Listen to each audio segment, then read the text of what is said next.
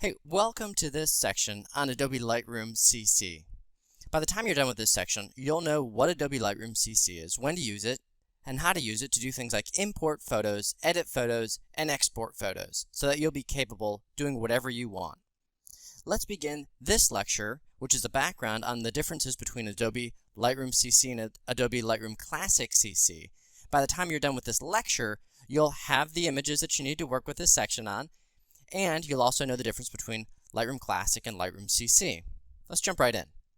First, Lightroom CC, which is the new version. So I've got my Creative Cloud window open here, and you can see that there's a Lightroom CC program.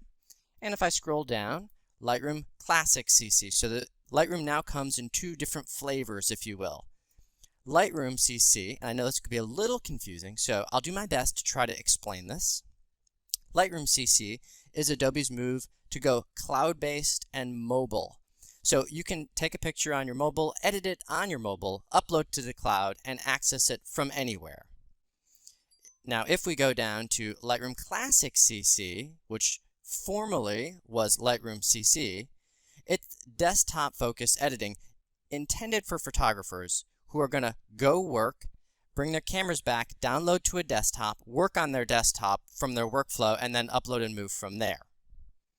I hope that helps you understand the difference between Lightroom CC and Lightroom Classic CC. Now, what I want to do is make sure that you've got the images you need to be effective in this section. So in the lecture before this, which is just a text file, you should have seen 25 images and a zip file. Here they are downloaded to my particular folder.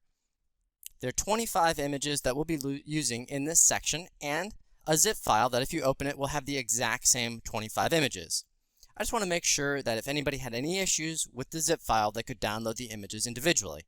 Of course, they're JPEG images, so welcome to the world of editing in JPEG, but I don't think that'll keep us from getting the most out of this section or learning Lightroom CC. So now that you have all the images you need, and I've explained them to you, let's talk about how to import them into Lightroom CC in the next lecture.